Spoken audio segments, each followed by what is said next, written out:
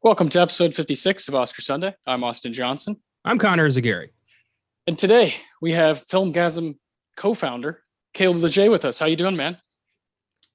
I'm doing great. It's going to be on my first Oscar Sunday.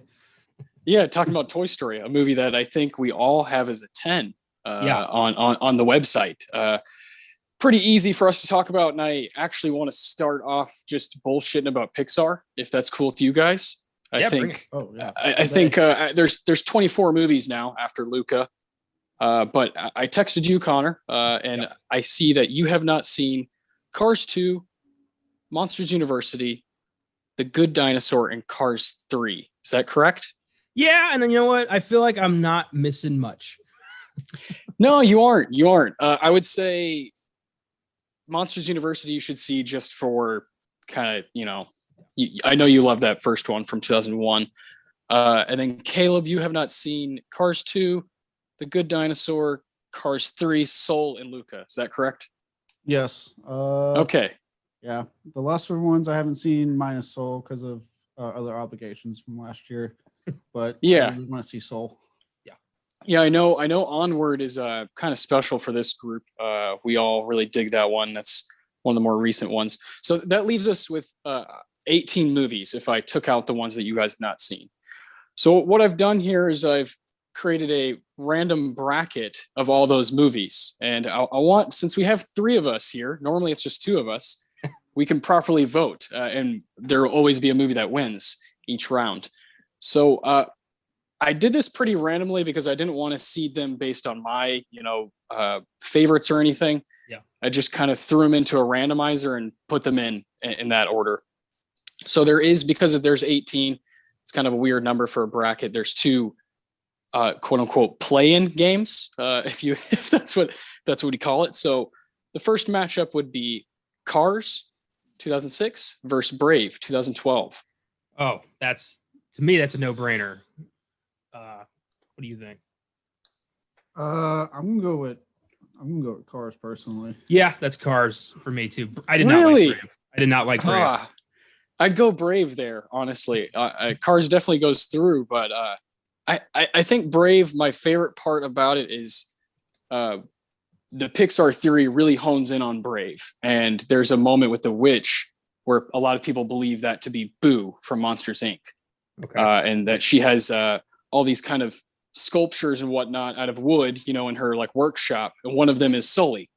Yeah. So a lot of people have made these connections that somewhere in there, maybe that's Boo who's trying to make a door and search for Sully. I don't know. Kind of cool. Well, how the hell did she end up in ancient Scotland? I don't know. Went through some door, I guess. Yeah. Actually, you know what? With Monsters, Inc. and the doors, that's actually not a bad theory. Yeah.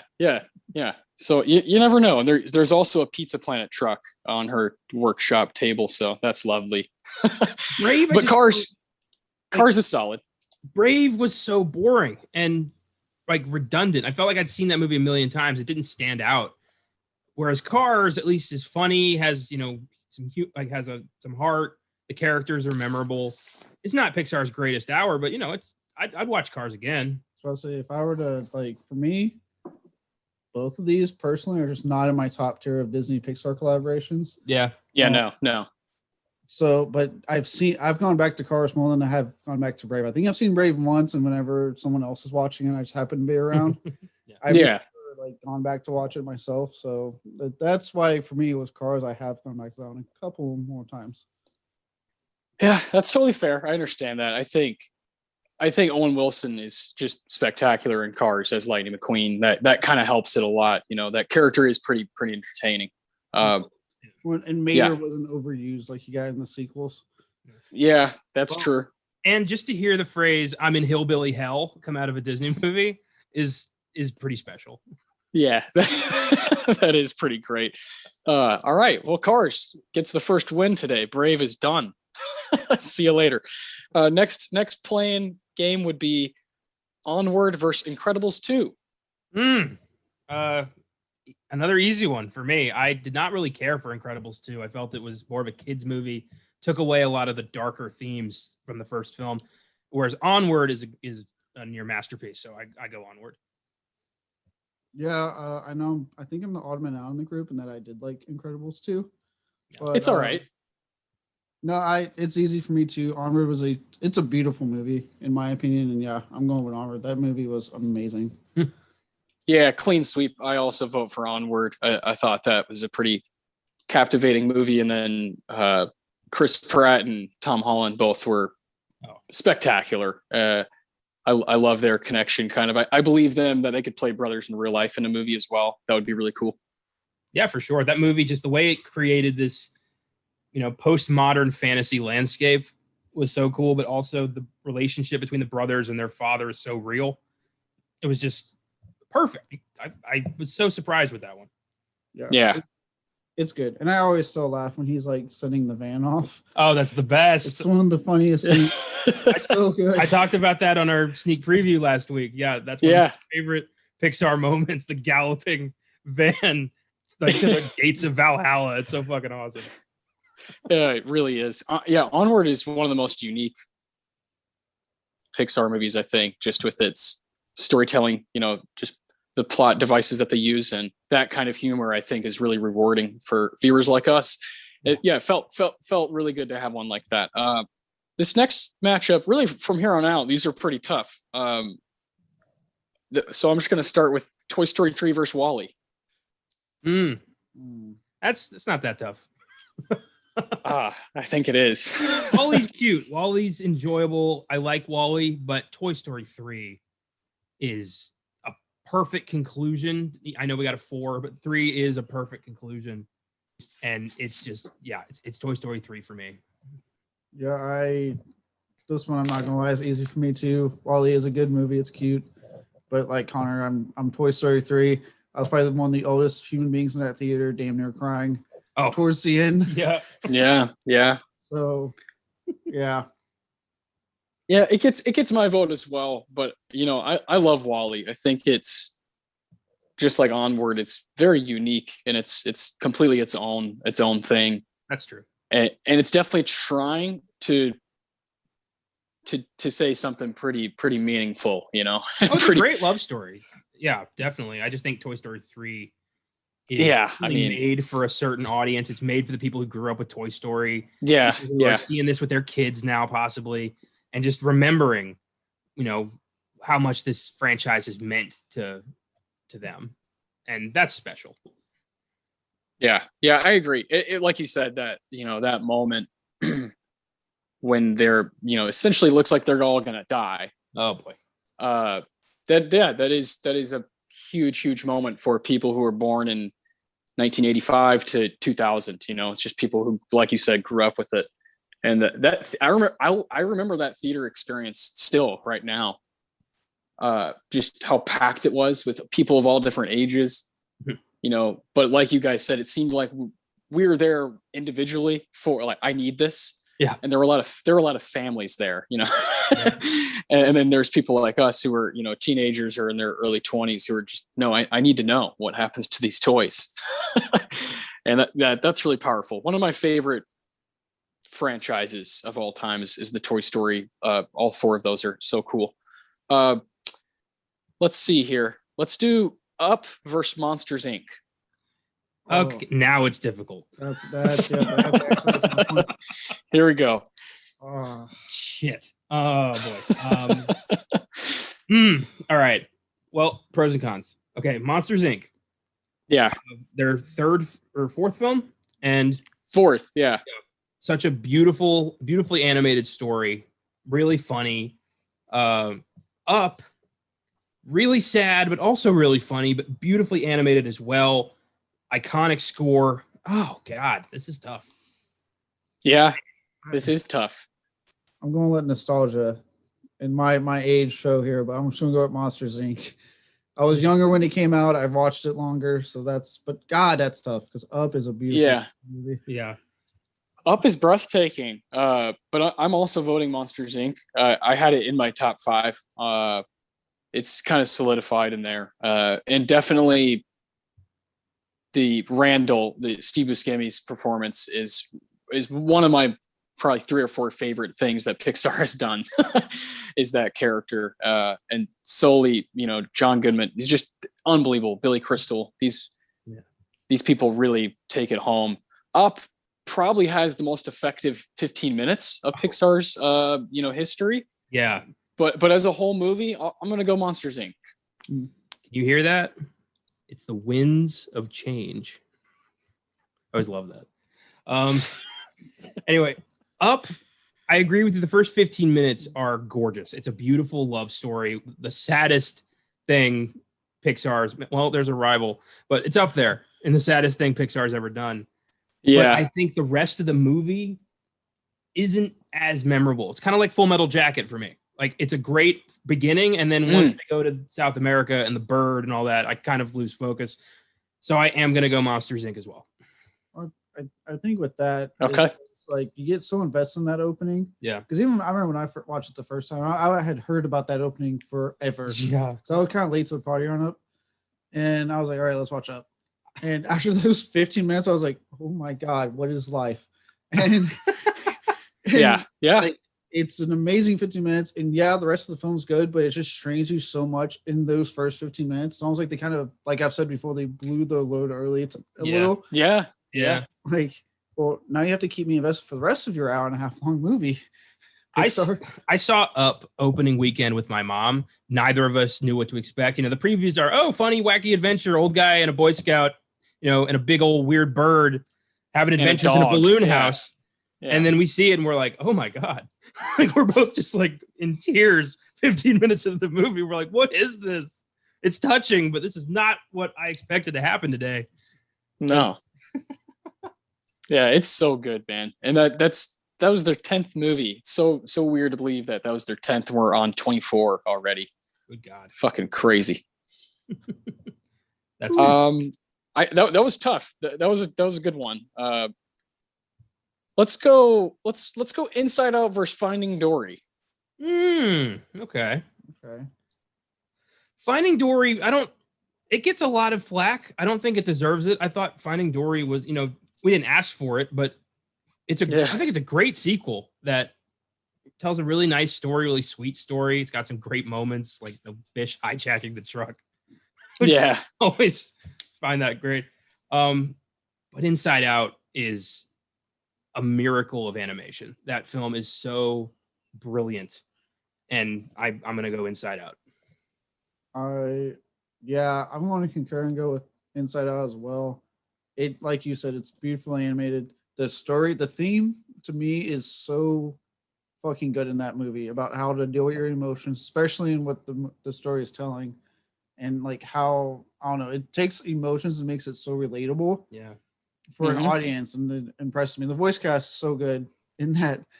Oh God, one of their best. Yeah. Inside Out by a landslide, in my opinion. Finding Dory is, like you said, I think it gets a little bit too much flack, but in this is it just unfortunately got one of their most impressive movies. Inside Out, there's little things in it like joy not having a shadow, Yeah. Little touches, and then Bing Bong. I spoke about Bing Bong forever in sneak preview. Yeah. It could be their best character. It really could be their most interesting, relatable. Oh my God, imaginary friend. When you're a child, you just have you cannot explain. You cannot explain why things are the way they are. And Bing Bong is like an actual sacrifice in a kids movie. And when a kids movie goes there like that, I just think it's really special because it causes you to kind of confront that stuff. Yeah. And that's important for kids to do and not just be kind of, whatever, distracted by stuff. So it's Inside Out's super important. Love that one. I think it's got potential to go deep here. When I talked about Inside Up's rival to Sadness, Bing Bong is what I was talking about. Yeah. Well, on a lighter note, Lewis Black as Anger was Bill Hader. Casting. Yeah. Dear God, he cracked me up that movie. I remember when that came out, the Draft House had Lewis Black doing a "Do Not Talk" during the movie thing, because he was Anger, and he's like, "If you talk during the movie, I'm gonna put the foot down." He's like, "You do not want to make me put the foot down." Like, it was so threatening, and I loved it. Yeah, Lewis Black is the man. Those little decisions they made are perfect. Him and Bill Hader kind of have this weird chemistry that just worked really, really well. But yeah, love Inside Out. We're going to talk about it more, I'm sure. How about another really tough one? Ratatouille versus Toy Story 4. Ooh, that's an interesting matchup. Yeah. Ratatouille is a favorite in my house because a lot of people in my family love to cook. So that film speaks to them. So that's kind of always on when certain people in my family are at the house. Ratatouille is just on. So I've seen Ratatouille quite a bit. Toy Story 4, I've only watched once. I loved it, but I have only watched it once. And it's again like Finding Dory. Like I didn't ask for this, but it is good. It's like when a restaurant screws up your order, but what you ended up getting is still pretty tasty. Like you didn't want it, but it's still good. Yeah. I gotta go Ratatouille. I think that movie's underrated and quite a joy. Oh boy, this one's tough. This one's really tough. I do like Ratatouille. It's a good movie. I'm with Connor. I think it's very underrated. People don't seem to talk about it enough. And I know. Yeah. Films. But I think in this one, I'm gonna go with Toy Story 4 because I think a lot of people, I was very against it when they announced. I was like, you got a perfect ending. You didn't need to continue it. Yeah. There's no reason for this. But what we ended up getting was this, to me, a perfect epilogue to the trilogy. Like Andy's story was done, but not Woody's. And that's what we get. We got the conclusion to the toy storyline, and as opposed to Andy's, and the animation is fucking out of the ward in the movie. Yeah, that movie's fucking insane. Yeah. It is gorgeous. So yeah, the antique shop is like, what the fuck? Like they really outdid themselves with just that bit, just that one location is remarkable. This is really hard. I think Ratatouille, is the movie that's kind of about food, and they were going to do that eventually, and they knocked it out of the park. I'm really happy about that. And it's I think kind of true to some culture stuff that is cool in the movie. I think that, just like Luca, it was similar in that way where I think they both kind of paid homage to where their location's at, and that's cool. Yeah, Pixar does that a lot. It's very honest in its depiction of culture, and I like that. Yeah. Whew, man. So, Jesus. So you went Ratatouille and you went Toy Story 4, Caleb? Yeah. Ah, man, this is hard. This is a legit tough one. Yeah, I'm gonna say Ratatouille as well, but just by a hair. This is really tough. I have seen Toy Story 4 a few times now, and I definitely remember sobbing like a little child in a theater. Yep. Just because I knew that was it. Woody is Tom Hanks is out of here. That's really upsetting, but they did such a good job. Awesome movie. Let's do. Oh boy, Connor, I hate to do this to you, my man, but we got a big one. Oh no. Coco versus The Incredibles. You motherfucker. Okay. It's random. This is the hardest one. This is the hardest one. We've had all right. Glasses are coming off. Whatever went, this is gonna be a hollow victory, whatever takes this one. These are two of these are my number 3 and my number 2. This isn't fair. Oh boy. Okay. Titans. The Incredibles has been a favorite of mine since it came out, since I was 9. And it's a superhero thriller. It's a spy thriller. It's a dark movie. It's hilarious. It's got maybe their most evil villain ever. And it's so fun to this day. Coco is a recent discovery, but a mind-blowingly gorgeous, heartfelt film that brought me to a level of emotion I didn't know I still had. So I'm sorry to do this, but I got to go Coco. Fair enough. No, don't be sorry, man. This is a tough matchup. Yeah. Oh God, I hate this one. It's like a Saw game right now. Yeah. All right. like like Connor, I'm sure like you as well, Austin, grew up with Incredibles, loved it. It was released well before the superhero craze really took over. Yeah.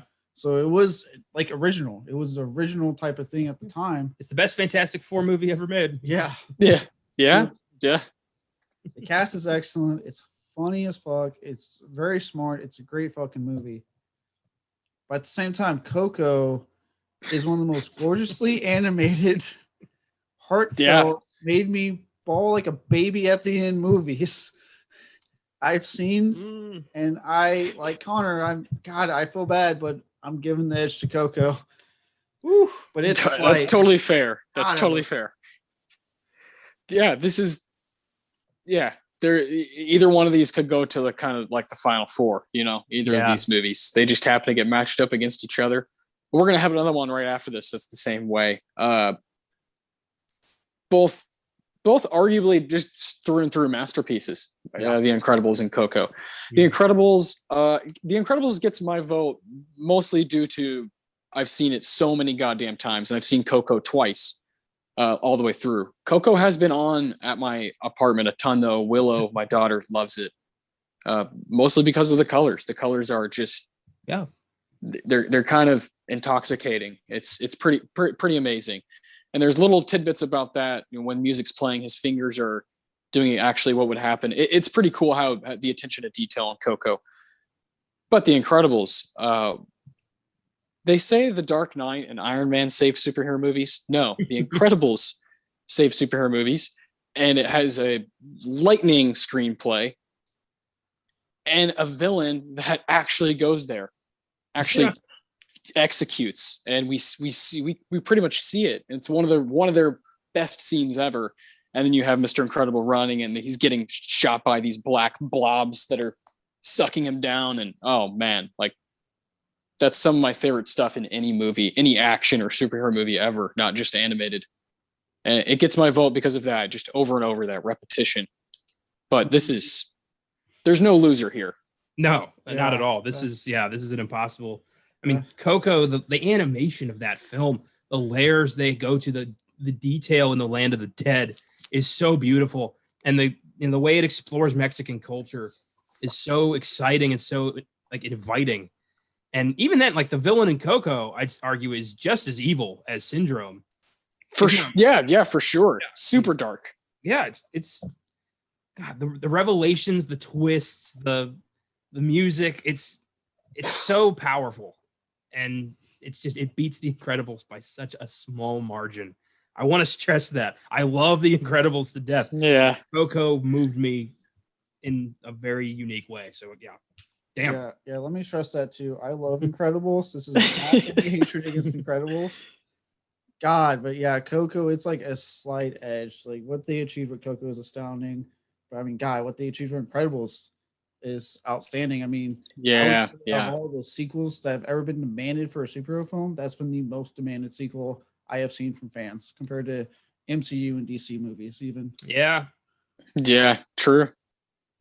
They got what they wanted with that in Cars. Yeah. That made me so mad to like Incredibles 2, but first Cars 3, I was like, no, just give me Incredibles 2. Yeah, straight up.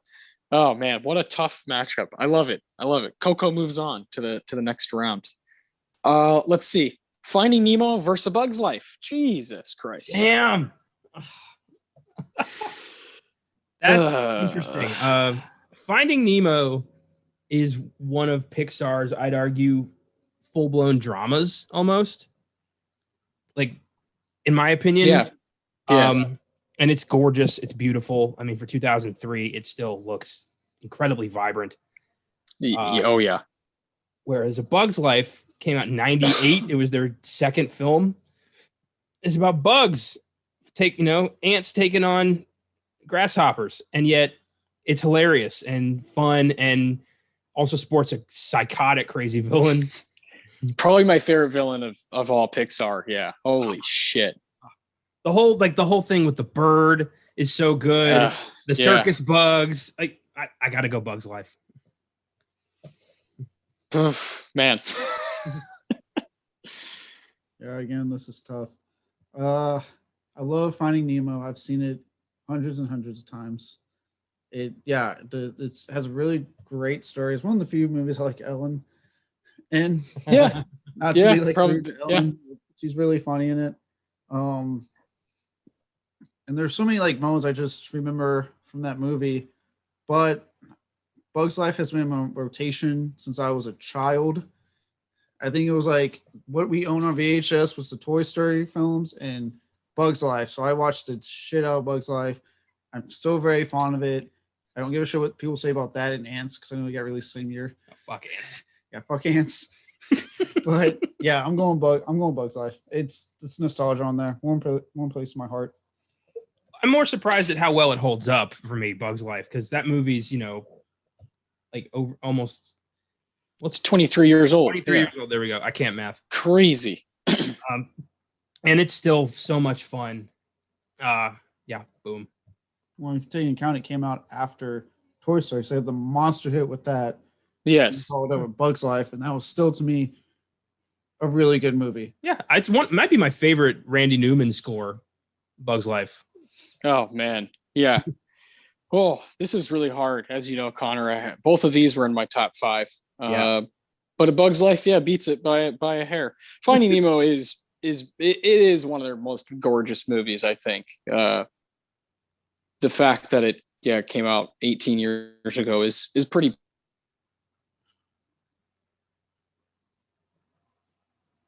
Pretty bizarre to me when I watch it now over and over. He's one of my favorite movie dads of all time. He's like just as good as fucking Goofy. So I love those guys. But A Bug's Life, Hopper, Kevin Spacey as Hopper.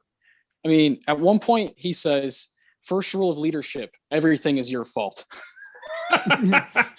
Jesus. When he basically just kills one of his little henchmen just to prove a point, he's crazy.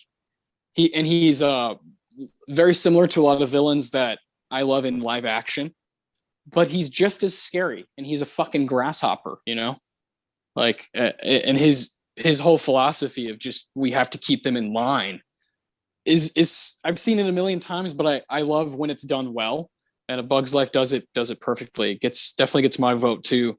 So that's a clean sweep, 3-0. Finding Nemo and The Incredibles taking tough outs here. Sometimes it's all about the randomness of the matchup, Exactly. Yeah, that's exactly what it is. Man, this is too much fun. I love this. Well, remember we had Onward versus The Incredibles 2 as a kind of a play-in, and we had Cars versus Brave as a play-in. Now Onward and Cars have to do The Incredible. Onward versus Toy Story 2. Ooh. Oh shit. Oh, that's not fair. Toy Story 2 has no business being as good as it is. I know. It shouldn't be at all. But it is a fantastic story. Woody coming to terms with his identity as a toy and really understanding, how much Andy really does mean to him is so beautiful. I love Wayne Knight as the fucking toy collector guy. Oh, genius. I love, Kelsey Grammer as the prospector, fucking Zurg. Like, that's so. I love Toy Story 2. Somehow they introduced like a whole new slew of characters without even blinking. And what? Normally, when a franchise does that, we're like, "What are y'all doing?" But I love they that, do it seamlessly. In the first movie, we learn all about Buzz Lightyear's backstory, Space Ranger and all that. And the second one, we learned Woody's. Woody was the original Buzz Lightyear. He was the most popular toy in the country at one point. And he it goes to his head a little bit. I love it. It's a character study on Woody and the gang. Well, that and mentioning Zurg, how it brings back characters that they just mentioned in the first movie. Genius. And they're like, hey, do you want to see them? Well, even you got it. Even Al's Toy Barn is mentioned in the first movie. Oh, dude, Al's Toy Barn. What a place. The scene where they are under the cones, like going across the street, is one of my favorite parts of the whole thing for all of the Toy Story movies. It's so fun watching Buzz and the other guys just try to rally their way to, let's save Woody. What? Like, it's so cool. I love the like crazy Uber Buzz that like traps regular Buzz in the store and then just joins them on the mission and no one fucking bats an eye. Yeah. That Buzz is acting like a crazy person. He reverted. Just go with it. And One time he there's- calls and Ham there's- slotted pig. I love that. And there's a really impressive airport scene in the Yeah. movie. It's really really good movie. I love it. But Onward, we like Onward a lot. We do like Onward. We do. Hmm. You know what? I know what I'm picking. As much as I love Onward, and there is some personal stuff with that with my own biological father and why I like it so much. Yep. I'm going with Toy Story 2. I'm going because Jesse's song. To this, I'm 28 years old, and that song Dude. hits me still to this day. When She Loved Me. Oh boy. There's very few. It's like that song, and then the Fox and the Hound when they're taking the fox or the hound. I forget which one. Taken away. Side music plays. Those two get me to this day as a full-grown adult. Ball like a baby still. I get it. Man. Yeah, that Jesse stuff is so tough. Yeah. Just right in the middle of the movie, you're like, whoa, this took a out of left field. Yeah. Oh man. I'm voting Toy Story 2 as well, but Connor, I gotta know. I know this is kind of splitting you.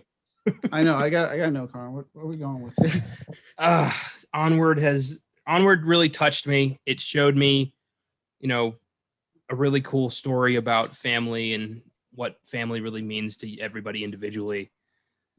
But Toy Story 2 has really been one of my favorites since I was a kid.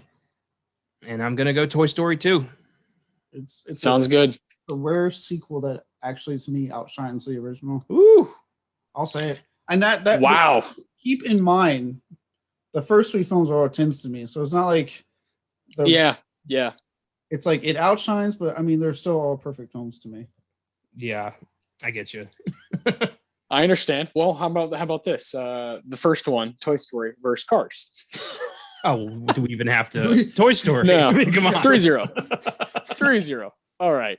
All right. From here on out, boys, it's going to be really tough. We have 8 movies. Oof. All of these are wild.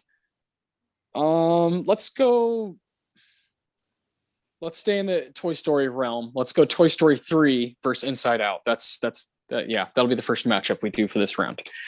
Good God. Yeah, now it gets tough. God damn it.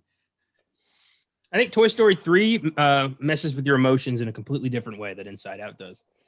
For sure. And I'm going to go with Toy Story 3. Oh, man. I got to go Inside Out. It's definitely one of my very, very favorites. I sometimes I call that and Soul their most impressive movies on a visual standpoint. Just whoa, what's happening here? It's gonna get my vote. It's pretty dear to my heart. I saw it at a drive-in theater. That was really fucking cool. Under the Stars. Inside Out. Oh shit. This really puts me in a bind now. Oh boy. I'm gonna give the slight edge to Toy Story 3 because it's one of the few times I've seen a perfect conclusion to a trilogy. I know there's a fourth movie, but Yeah. At the time. You're right. And Toy Story 3, I love the way it shows these characters past their prime. Toys with a grown-up and how they don't get played anymore. They're rusting. They're kind of old and done. And they have to kind of find that vibrant energy again. They have to find something to live for. And that is really a great journey and caps off these guys' story in such a great way. Again, I know we got a fourth, but there is a finite, thing about part 3 that just works. Kind of makes me. Yeah. I'm staring at my Funkos now. Like, am I neglecting my Funkos? It's Stinky Pete. They're in the box. I love it. Yeah. Mine all get to play with one another, but yours. I mean, imagine Connor's apartment is insane. Whatever.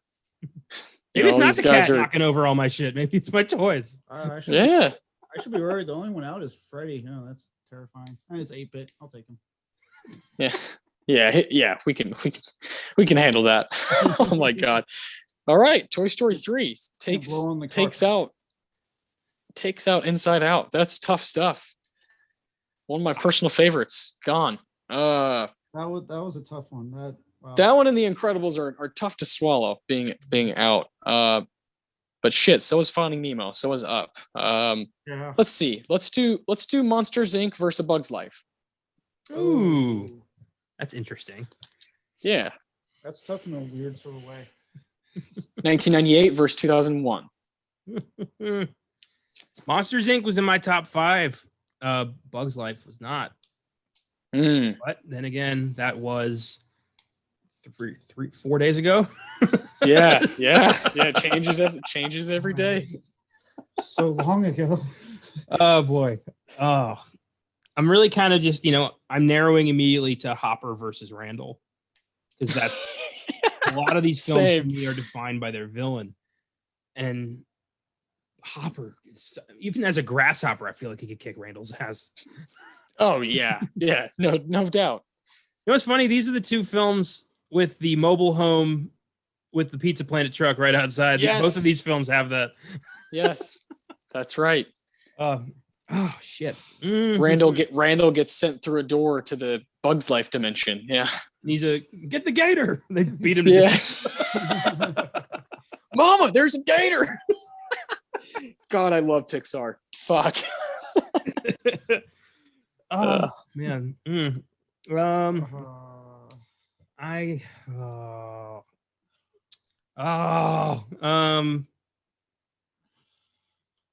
gotta give it stuff. Fuck, I don't know. This is tough. I need a coin. This is impossible. Oh boy. Oh my fucking god. Right. I know I'm going to Bug's Life. This is one of my cemented top 5. So is Monsters Inc. But Bug's Life will, oh boy, it's just one of those that's just been with me the whole time, and I watch that one a lot still. I still watch clips of Hopper on YouTube, just on my phone when I'm like, oh, I want to watch a villain just kick some ass. He really is, he rivals live action fucking villains. And so, yeah, I got to give A Bug's Life the edge. True. Outside the villain, does A Bug's Life hold up to Monsters Inc.? Like, if we take Randall and Hopper out of the equation, what else matches up? Well, I do love the whole circus bit on A Bug's Life when they go to the city, I really, really like that part of imagination where something so tiny lives in this town made up of, like playing cards and things that we use every day that just fit in our hand. I love that idea. Monsters Inc. has its incredible landscape of being like, look at these monsters who are scaring because we care. Like, it's fucking hilarious, and it's definitely playing on, like capitalism and stuff, and has some really interesting things to say, but so does A Bug's Life. This is a tough matchup. They both have interesting things to say. Both are just solid, great villains. I don't know. For the Abominable Snowman and George constantly getting hit with the 2319, I'm giving it to Monsters Inc. Totally fair. Man, it's a tough spot again. 2-2. I'm going to have to side with Austin and go Bug's Life. Fair enough. Much like Austin, it's been a big favorite of mine that I've watched quite a bit. I love Edge because I love Monsters Inc., but I also really like Bug's Life.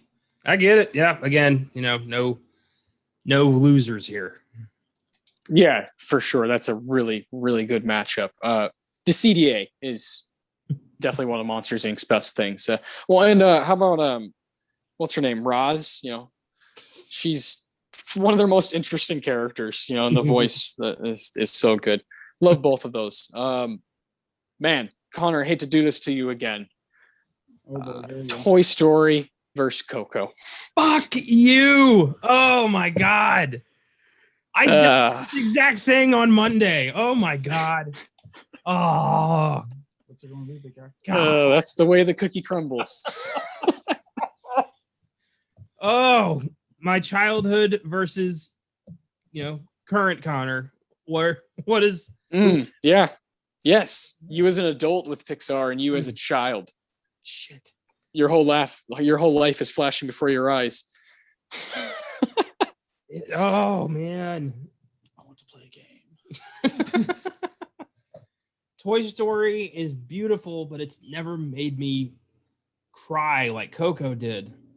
2 10s here. Oh boy. 2 10s. I love it. 10. Battle of the Tens. Oh god, it's hard because we watched Toy Story last night and we were still laughing like we were children during this movie. Yeah, it's still it holds up. It holds up. Mr. Lightbeer. Yeah. Exactly. Yeah. You are a toy. One of the best lines in any movie I've ever seen is that bit under the car. Oh my god. Yeah. You know where my heart lies, Connor. You know where I am, and Toy Story is this and Inside Out are the only movies I have ranked as a 10 out of the Pixar movies. Yeah. The Toy Story is getting my vote for sure. Toy Story and Coco are the only 10s I have. Yes. For Pixar. I avoided Toy Story versus Inside Out. I got to avoid that.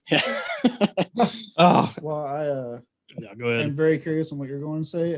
Just from my side, I'm also going Toy Story. I'm going OG Toy Story. The way it holds up after 26 years, the way it's still hilarious, its animation is still great. It's a predecessor for everything that was to come. There would be no Coco without Toy Story. I gotta go Toy Story.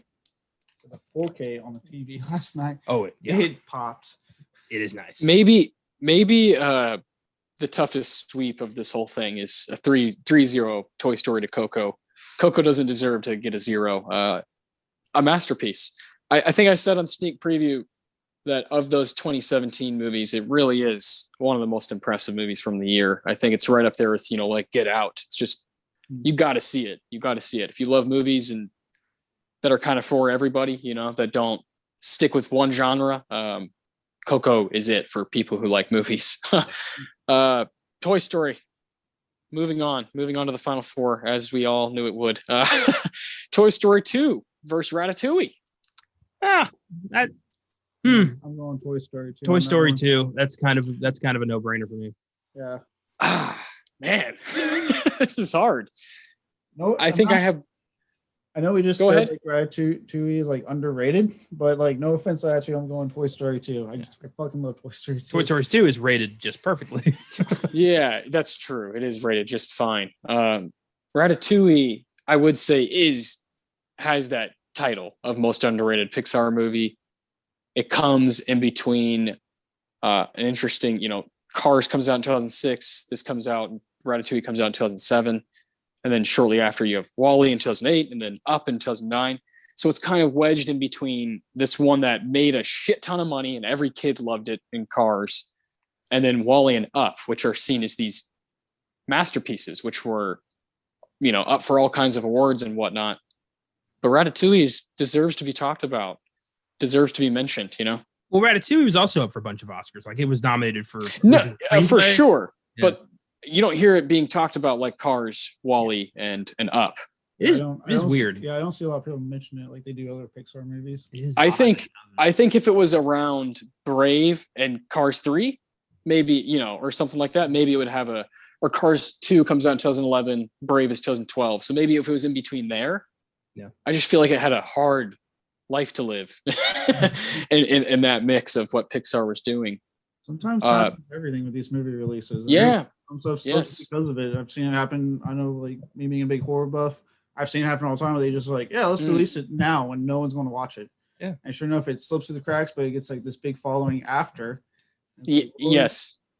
I'll never understand why like Hocus Pocus came out in like March or June or whenever it came out instead of, Halloween. Yeah. So timing is everything, and I think Ratatouille is an unfortunate victim of bad release timing. Yeah. This is hard. I'm gonna vote Toy Story 2 as well, but Ratatouille, good job. You did well today. Glad you showed up and we're a participant. We're down to the final four now. All right. The final four has all three Toy Story movies. And A Bug's Life. So let's get A Bug's Life out of the way, maybe. Toy Story 2 versus A Bug's Life. What do you guys got? It's gonna be fucking Toy Story versus Toy Story. I love that. How fitting for the episode. I know, right? Yes. It's Toy Story 2. It's something. There's something so special about Toy Story. Yeah. It's just because it kind of follows my life trajectory. I saw the first one when I was a baby. I saw 2 when I was a kid, and then I saw the third one when I was in high school. And the fourth one when you were in college. Yeah. Yeah. Fuck. Yeah, I'm going Toy Story 2. Like I said, it's Jesse's song, and much like when in the VHS collection that they put all the movies I could watch up front, so like how I would do Jurassic Park and Lost World back to back, because why not as a kid? Of course. It was the same thing with Toy Story. I did the first one, we had the second one, I pulled out and put the second one in and watch it right after. So yeah, I'm going Toy Story 2 all the way. And yeah, Bugs Life is awesome. I'm sorry, Bugs Life. I love you. Yeah, it gets my vote. It at least gets one vote in here. If it helps, Bugs Life, we've said a lot about it. Say it again. If it helps Bugs Life, I had the action figures. Yeah, same. I definitely grew up with all the little characters. This is tough. It's tough to see a Bug's Life go down like this. Toy Story 2 and Toy Story sandwich a Bug's Life, and that's. Can you imagine? You're in between this monster thing that's happening that's going to live forever, but A Bug's Life is doing just fine. I think it's got its fan club for sure. I don't think as many kids are into it now. Yeah, I think they're more prone to watch Cars or The Incredibles, but I think A Bug's Life for people who are our age in their 20s or 30s, I think this one's really special to them, and I'm glad it got to the final 4. But Toy Story 2 wins 2-1. All right, Toy Story versus Toy Story 3. Jesus, it's got to be you got to go OG Toy Story. Yep. Got to. I'm an asshole. Are you going 3? I was going to go 3. Hey, it's a great cap. Yeah. That's why I was going to go, because I was like, oh, it's a really great conclusion. I'll go with 3. And yep, all right. Bye, Toy Story 3. I miss you already. You did well. Almost all of you got in there. Toy Story 4 lost to Ratatouille in the first round, but 3 out of 4 is pretty good. That leaves us with the final round being Toy Story versus Toy Story 2. Isn't that just fitting? Like, isn't that just perfect? Yeah, it is perfect. And it's again, you can't beat the original. It's Toy Story. God damn it. I'm going Toy Story 2. Okay. I really like Toy Story 2. Turns out sometimes you can be the original. All right. Yeah. I love the OG Toy Story, but goddamn, I love 2. Yeah. I love it. No, that's good. I'm glad. I thought initially, Connor would get Coco across the line. I thought you were really going to vouch for it the whole way through. I could have if it hadn't gone up against the original. Yeah, it's tough, man. Toy Story is my favorite of all of these, and it's just been a long time coming on Oscar Sunday to do this movie. Yeah. And I'm glad it won this little tournament, but I really wanted to talk about every movie that we've all seen without just going through them chronologically. Yeah. I had a lot of fun doing this. This is what Filmgazm is all about, is just kind of fucking around and talking about movies.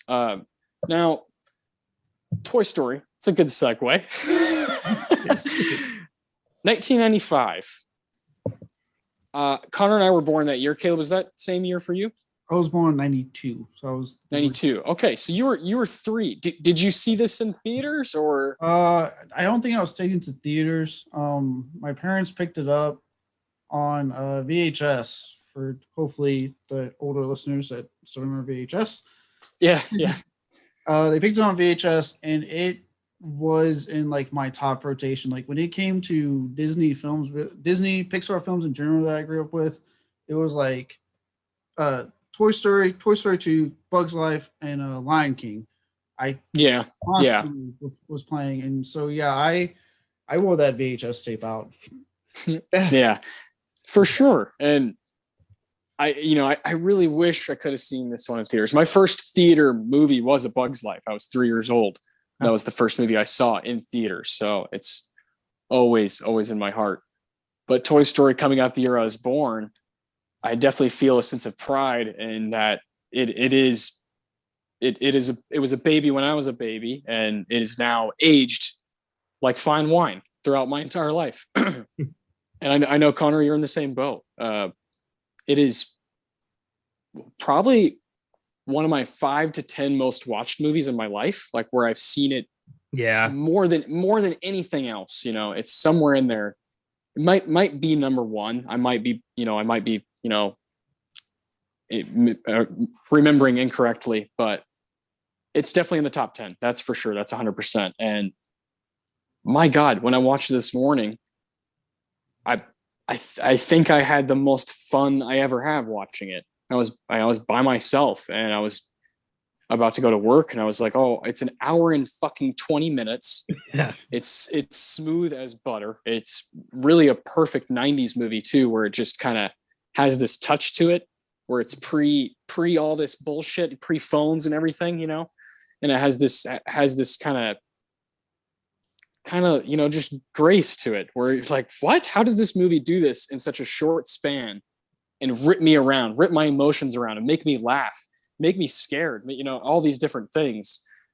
And it's just a masterpiece. That's the only answer I have for those thoughts I've had while watching it. Did you guys got to watch it together? Is that right? Last night? Mm-hmm. That's really cool. It's always fun to watch a movie, and especially when you're gonna pick awards for it. Yeah. Like, oh fuck, is that the scene? I don't know. Yeah. And this, Connor, on this show, I've said a lot that, oh, this is really hard. This is really difficult to choose these. But of any movie we've done on Oscar Sunday, this is the one that's just been with me the longest. So by default, this is the hardest to choose a favorite scene, to choose a favorite performance, favorite music moment, good God, and a favorite quote. It's very, very difficult for me to do. I love that we all kind of see it as a 10, and I knew there was a point to the tournament because there are those random ones like Toy Story 2 or Coco, or for me, Inside Out, that can maybe rival it.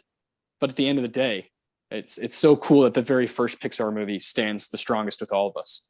It's quite nice. It's cool that it has this kind of staying power. It, like I said, it's the film that every Pixar film that followed is built upon. And I love that just from the get-go, they knew exactly what kind of company they wanted to be when it came to storytelling. Using these vibrant characters and creative worlds to tell real-life relatable stories about identity and family and the consequences therein. I mean, Toy Story is all about, jealousy, rivalry, and ultimately friendship. And how important it is to, be yourself, but also recognize your limitations. You're not saving the universe, but you could save Andy. Yes. It's wonderful. Yeah. I love that. It really starts what we see in Pixar to this day. I mean, you're seeing the beautiful animation, but I'm sure there's probably some young punk that's going to be like, it doesn't look that good. Well, for when it came out, it looks astounding. Yeah. I know on when we watched it last night, we watched it through Disney Plus and then outputted it through 4K, and it looks beautiful for a 95 film. So it started their touch to detail with animation. Like you said, bringing very mature themes into a kids movie. That, to me, I think is why they lasted so long, because you get parents and kids into your movies, because it's not just like some dumb kid movie that makes kids laugh and the parents hate sitting through the movie. They like it because they can connect to the overall theme that's being told to them, and the kids don't know it really in a weird way, but you're getting it as a kid. You just don't realize it yet until you're older. Mm-hmm. You're being instilled early on with these great life lessons that you don't even realize that you're learning, but you take it into heart. You think what would Woody do? You think that as a child, and you think Woody wouldn't act this way. I won't act this way. At least that's what I did. I had the same, I had the same reaction to Toy Story that I did to Back to the Future. I took it as a life lesson. I took things and I applied them to who I was, and I've never really stopped doing that. Yeah, it's to the point that the movie, watching it now, it's nostalgic. There's a certain kind of films I watch now that really take me to like a nostalgic, happy place. You know, like when I watch, you know, for example, watching the first Spider-Man, like I'm talking Tobey Maguire. I don't care what people say nowadays. Takes me back to a special place because that was when we weren't really getting a lot of comic book movies. And I obsessed over that movie when I was a kid. I mean, obsessed. Yeah. So, you know, like a movie like that, like Spider-Man, or even, you know, the original Space Jam and Toy Story. They're movies that when I watch, I go back to what it felt like to just be a kid with my own Woody and Buzz Lightyear toys that I had, sitting on the couch on a Saturday and just watching Toy Story, and being the happiest little kid in that moment. Yeah. Yeah. It kind of represents exactly why we watch movies continuously. And funnily enough, I still have, like, I bought a Toy Story toy recently. I have a Funko Pop of Buzz when he's dressed up as Mrs. Nesbit. So I still have Toy Story toys. Oh yeah. I mean, I have, you know, friends, and my older brother, the other day I saw him wearing a Pizza Planet shirt. You know, you see people wearing stuff all the time, you know, and it's ingrained in our culture. And I'm really, really kind of proud of this one, you know. I think Pixar really, you know, took some notes from what's happening with Studio Ghibli, and they were like, let's do our own thing here, you know. We can tell legitimate stories as well. Sometimes they're a little bit more gimmicky than I'd like them to be, Pixar, but man, they never lack beauty, you know. And Toy Story again starts that with all its wonderful colors, and I think people kind of recognize that when it was happening, you know. It was a huge success, Toy Story. And I think people at the time were just like, wait a minute, movies can be like this now. You know, motion capture is going to take over, you know. And it definitely has. And, you know, then you see it in movies like Avatar, you know, and it bleeds into live action. And you got to credit Toy Story for kind of making it totally mainstream. Yeah, the first fully computer generated film. I mean, that is a hell of a milestone in animation and in filmmaking. Wonderful. Even like when we're talking about like the themes and stuff, I mean, you look at animation, to me, like before Toy Story, you had really adult cartoons coming out like Heavy Metal. Or you had like, essentially Disney, right? Disney was coming out with very kid-friendly stuff. And occasionally they do tackle dark stuff in a lot of their, you know, regular Disney movies. But compared to Toy Story and just the tackling of very adult themes in a kid's animated film, Toy Story kind of, to me, really started that and ran with it. And Pixar ran with it. So it did a lot of things. I think, like you said, people noticed when they went to go see it. They're like, this is something special. And the fact that, like we're saying, there's still toys being sold, we're still wearing t-shirts, we're still watching it. So Toy Story on its own is $1 billion franchise. Like outside of Pixar, the rest of Pixar stuff, just the Toy Story films, $1 billion. Yeah, a company is lucky to ever do that, let alone they have 20 other movies. Oh, Christ. Yeah. It's really, really cool that they're willing to use all of those resources and all that money to make cool shit like Onward and Luca and Soul. Connor, I would like for us to just briefly look at the 68th Academy Awards, where Toy Story made some noise. Was nominated for original song, original musical or comedy score, and screenplay.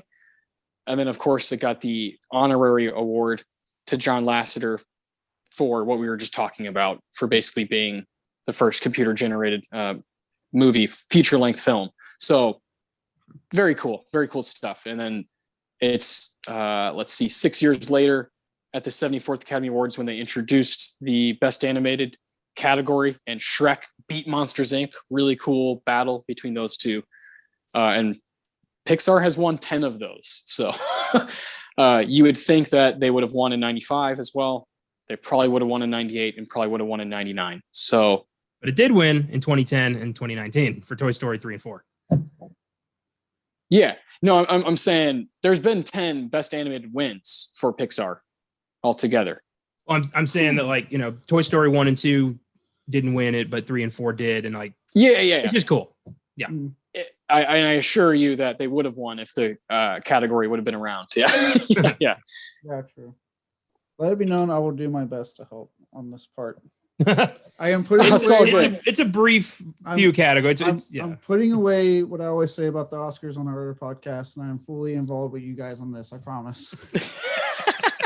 You can say whatever you want, man. The Oscars are total bullshit most of the time. We spent most of this show kind of mocking and chastising the Oscars, but yeah, like how they didn't have best animated feature at this time. Yeah.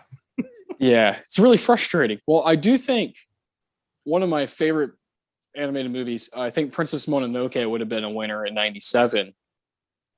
And A Bug's Life really probably would have taken it in 98 and 99. I definitely think Toy Story would have. So Toy Story 2. So that would have been really cool to see those movies win, because that Spirited Away win is awesome. It's really, I love that they got that. Studio Ghibli films are beautiful. I haven't seen a lot. Gorgeous. Couple, but my God. Yeah, just fucking breathtaking movies. Yeah, you could go on and on about those, just like Pixar. They just put together a catalog of amazing shit. Yeah, true. Very true. Okay, so the 68th Oscars. Yes. Interesting bunch of films. So let's start with Best Original Song.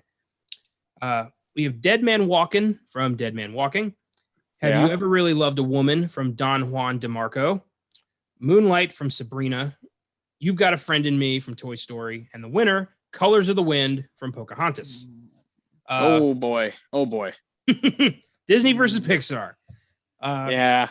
I gotta say, I think Pocahontas is not a great movie, but its strongest suit is its music. But You've Got a Friend in Me is such a simple, nice, sweet song that it should have taken this. Yeah, 100%. Those movies are clearly going toe to toe in this, and it was going to be one of those songs. Yeah, got to go with Randy Newman. You Got a Friend in Me also does a good job of introducing kind of where we are, so it contributes to the film. It's not just kind of like a whatever. Here's our music moment. It really contributes to what's happening in the movie. So yeah, got to go with that. I think for me with that, because I agree with you guys, it should have been You Got a Friend in Me. It's staying power. I can't recall how the song in Pocahontas goes at all. Yeah. But you say You've Got a Friend in Me, I can hum it, I can sing it. Yep. I remember that song. It has a lot more staying power than a problematic Disney movie about Pocahontas. Yeah. I agree with that big time. 100%. Yeah. Nobody's canceling Toy Story. No, exactly. There you go. Oh, all right. Best original musical or comedy score, back when they were separating dramatic scores and musical scores. Look at these names, dude. This is crazy. So we've got The American President by Mark Shaman, Sabrina by John Williams, Toy Story by Randy Newman, Unstrung Heroes by Thomas Newman, and the winner, Pocahontas by Alan Menken. Jesus Christ, those are some of the biggest composers in film history. That's John Williams, Thomas Newman, Randy Newman, Mark Shaman, and Alan Menken. Oh my God. Yeah, both the Newmans and John Williams. And Menken is he's the guy who did all the music in the 90s for those fucking Disney movies. Yeah. From Beauty and the Beast to, I think he also did Hercules all the way in 97. So yeah, he kind of did all of those. He was winning tons of Oscars in the 90s. Yeah. John Williams, I mean, maybe the best to ever do it, in movie history. Yeah. This is crazy. For me is when it comes to John Williams. Yeah. However, I do give this award to Pocahontas. Really? I don't know, man. I got to go Toy Story. Toy Story's score, I don't think is quite as memorable as the songs. I think that Pocahontas is reversed. I think the score of Pocahontas is absolutely gorgeous and the strongest suit of that film. And I'm comfortable with Alan Menken taking home that award. The rest of these films, I have not seen, so I got nothing. You'd like The American President. That's an Aaron Sorkin screenplay. Yeah, you'd like that. I know. Yeah, this one's tough for me because I know, Connor, you just said you remember the Pocahontas score. I also don't remember the score to Pocahontas all that much. Fair enough. Yeah. This is really not me hating on Pocahontas because I remember as a kid I liked it, but I haven't seen it in years. It's a rough one. I have not seen in years. Don't come after me, fans. If it is, but at the same time, I do agree that other than You've Got a Friend in Me, the score to Toy Story isn't the most memorable, but it's bouncy and it's light and it's comfortable, but it isn't really, something I go back to. Yeah, but that's tough. Just because we've watched it, I'm just going to go Toy Story. Yeah, of course. Yeah. Now here comes a really interesting one. Best original screenplay. This is a hell of a bunch here. We've got Braveheart, Mighty Aphrodite, Nixon, Toy Story, and the winner, The Usual Suspects. Oh, fuck. Oh, boy. Just the fact that Toy Story, the first computer-generated film, was actually in the screenplay category, that's beautiful. Damn. I'm going to, I love The Usual Suspects. I think it's a strong movie, but I think screenplay should have gone to Toy Story. Oh, yeah, 100%. The Toy Story screenplay is the same way we felt about The Incredibles. It was up for screenplay in 2004. It just still holds up extremely well. And these other films, like Braveheart, do you really remember the dialogue, like from point A to point B, the little things just being amazing? No. Well, Toy Story, that's what it is. I love Braveheart. I'm not a big Braveheart guy. Usual Suspects is solid, but that first viewing is amazing. That second viewing really takes some heat away. Yeah. But the Toy Story screenplay is flawless. Yeah, I would totally give it to that. Nixon's pretty cool too. Yeah, based off what I've seen on this list, which is Braveheart, Usual Suspects, and Toy Story. I agree that Usual Suspects is a film that once you know the twist, it's not, because there's films that have a twist, but you can go back and watch again and it's still enjoyable. Like I do, like for me, Saw, I know what happens. I can still go back and enjoy the shit out of that movie. Yeah. Not necessarily with Usual Suspects. Once you know the twists, the movie, it's still good, but it's not like I'm itching to go back. What I feel like with The Usual Suspects, like once you know the twist, you find yourself kind of poking holes in it. Like realizing that wouldn't make sense. And that, it kind of unravels the film. Yeah. And I think that's the key. Like if your twist doesn't poke holes and it makes sense on a rewatch, like with like The Sixth Sense or Saw or whatever, you can go back and keep watching it, and not necessarily with The Usual Suspects. Braveheart, the only reason I'm kind of iffy on including Braveheart even in that, because the category is best original screenplay, and technically it's based off a historical moment. It's based off a moment in history. So it's hard for me to really get behind Braveheart being nominated, and I agree with Austin, other than Mel Gibson yelling freedom. Like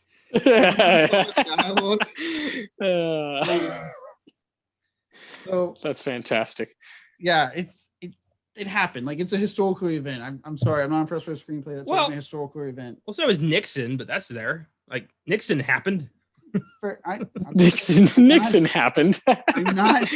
I'm not as impressed if you're based off a true story, because you have, I don't know. Do you think that should be in the adapted category then? Possibly. Would you respect it more if it was over there? A little bit more, yes. All right, fair enough. So I'm gonna give it to Toy Story. I mean, like we've said ad nauseum, it laid the groundwork. That and part of that was script. Yes. So I would give it to the whole Toy point Story. that like people wanted to see this. It wasn't, the computer generated thing was a cool gimmick, but if the movie wasn't, good, then this never would have taken off. Like this needed to be a fun, enjoyable, memorable movie, and the screenplay is what, where that came from. Yeah, and he didn't have to yell freedom at any point. Sorry, Connor. Braveheart's more than just freedom. That's all I remember. Every man dies. Not every man really lives. I don't remember that part in the movie. I just remember him getting disemboweled and yelling freedom. Next time we're in the 90s, we're doing fucking Braveheart. I got to put the record straight here. Gladiator. Well, better movie. Yeah, well, Braveheart will one day have its own Best Picture showdown. Exactly. But yeah, we'll see. We'll see one day. Oh man, a lot of help you'd be, laddie. That's good. That's good. Well, that's. I mean, I think Toy Story should have probably won Best Picture. That's just me. Yeah, I don't know. I think it's probably the best movie from 1995 that I've seen anyway. Hey. Well, Best Actor Nicolas Cage. Oh yeah, Nick. Yeah, Leaving Las Vegas. He is so good in that movie. Just off his rocker. I have to shout that out. Too many people would try to say he's a bad actor. I'm like, no, he's not. He's fantastic. He commits to everything he does. I love Nicolas Cage. Me too. Big fans of Nicolas Cage on all the Filmgazm podcasts. He just, I don't see how you couldn't be. And that's his one Oscar win, but I would like to think that his, kind of indie horror stuff of recent, and then of course Raising Arizona, that's some of the best stuff that he's ever done. And that's what we recognize him for as his fans, Yeah. He's gotten close a couple of times. When Mandy was coming out, there was huge buzz and rumors about him getting nominated for his role in Mandy. I wish. That would have been so cool. Yeah. But I mean, it obviously didn't happen, but I remember that was swirling because critics praised him in Mandy. I'm hoping Pig does it. I would love nothing more to see the movie Pig be what gets them a nomination. See, I feel like he's beyond that now. He's got his Oscar. The industry kind of turned its back on him, and now that he's found his way back, I like to think that he doesn't need them anymore. He doesn't care. Yeah, he's just having fun now. Yeah, I like the niche he's in with the indie horror scene. I've gotten some really good out of it from him, so I like it. Yeah, totally. Yeah, me too. I'm totally cool with that. Now, this is fascinating because Connor and I did an episode. Let's see, 45. Episode 45 was our American Beauty episode. Yes. And of course, we talked a lot about Kevin Spacey. He won the Oscar there. He also won an Oscar here for Usual Suspects, a movie we just kind of shit talked a little bit. Now, is that a memorable performance to you guys? Is that your favorite performance? It's not mine from the movie. Compared to what I've seen Spacey in, no. It's not a performance that leaps out to me personally. I've only seen the film one time, so lucky. Admittedly, I knew the twist beforehand, so it wasn't like a big shock. And I did fall asleep towards the end. I was very tired, so I do need to give that one another watch. Yeah, but I thought of this bunch, maybe this was Ed Harris's time. That would have been cool as fuck in Apollo 13. Oh yeah. But this isn't like the bunch I would have chosen from 95 anyway. That's a whole nother conversation. I do like, I love Tim Roth, Brad Pitt, Ed Harris, James Cromwell. Don't love Kevin Spacey, but he was a very, very effective performer in his day. To go back to, defend my honor a little bit, where is Patrick McGowan or Angus McFadden for Braveheart? We're out fighting freedom. Where's James Cosmo? Like, where are these legendary, Scottish actors and English actors? I can't believe Braveheart got 0 performance nominations. Like, yeah. The war doesn't work Braveheart like you do. It kind of does, though. It does, actually. It does. I like Benicio del Toro the most in Usual Suspects. I thought he should have been, if anybody from that movie was going to be up. He's fucking hilarious and super scary at times, but it's always fun to look at these 95 movies. It's a really interesting year. And of course there's a shit ton of stuff outside of it. Anything that jumps to you guys' mind outside of the, these movies and the Oscars from 95? Where's Heat? Yeah, no kidding. One of the best heist movies of all time. And nowhere to be found. Yeah. Heat would have been good. Yeah, I need a list of 95 films. I'm getting to my Letterboxd as we speak. I'm going to. Okay, I love it. Letterboxd is a good tool for podcasting. All right, keep talking. I'm almost there.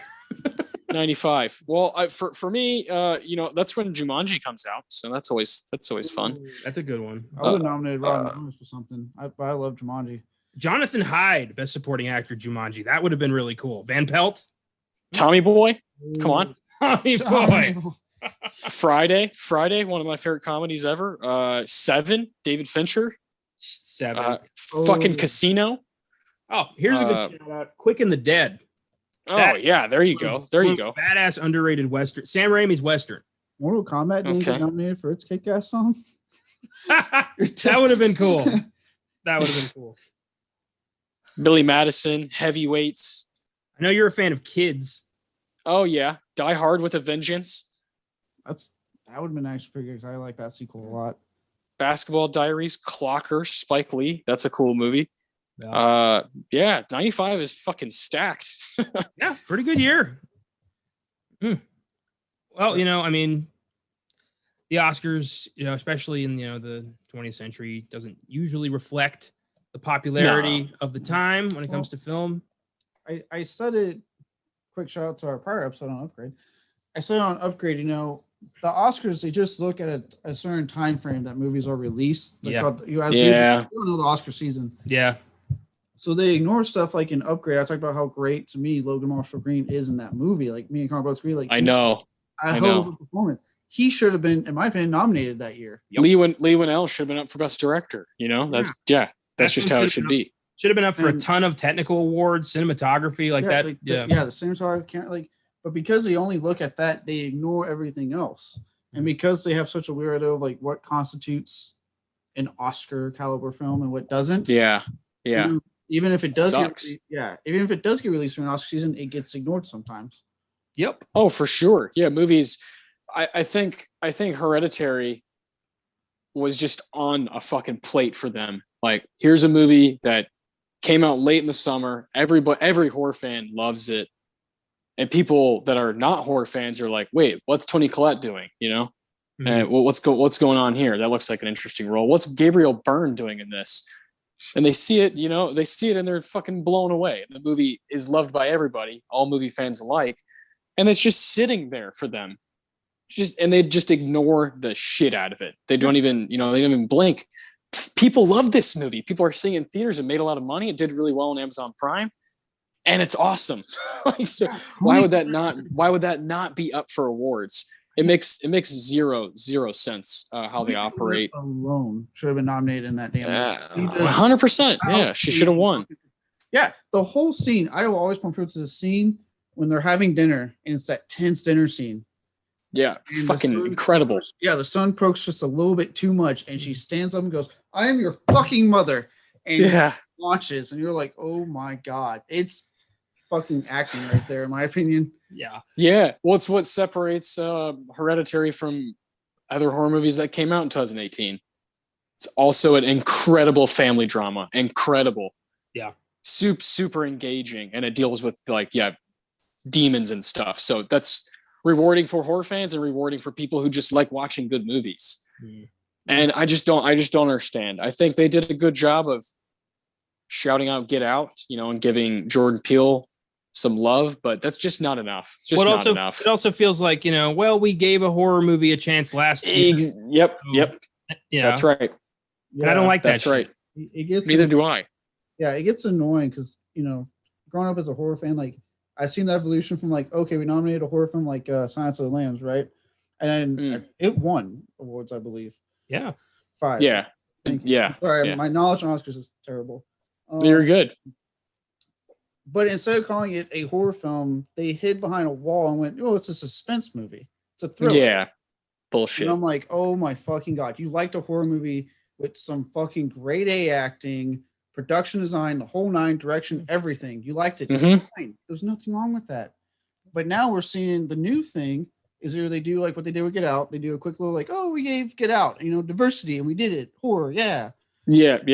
Or they know suspense is no longer the thriller, no longer the word. It's elevated horror. That's why we know.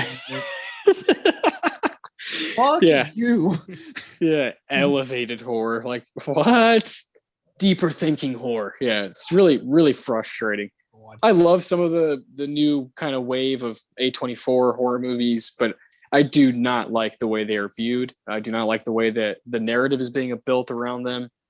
That when I heard elevated horror for the first time, I wanted to punch the window. It makes me so mad. I'm like, look, you can be a horror fan and like Hereditary as much as Halloween 2018. It's okay. Exactly. I remember having a great time in 2018 because both those movies came out, and I was like, this is great. Best of both worlds. We have a new writer director making a new movie that I have no prior knowledge or reference to.